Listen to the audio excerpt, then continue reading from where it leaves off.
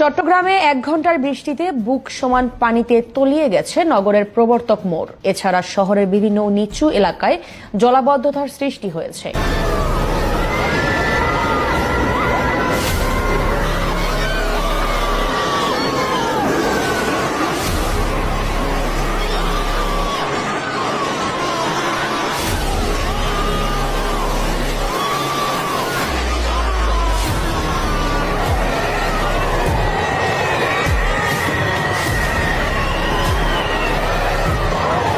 এতে সাধারণ মানুষের পাশাপাশি বিপাকে পড়েছেন যানবাহন মালিকরা। কয়েকদিনের তীব্র গরম ও ভ্যাপসা আবহাওয়ার পর বৃষ্টির কারণে কিছুটা স্বস্তি পেলেও ফের ভোগান্তির শিকার হচ্ছেন নগরবাসী। অল্প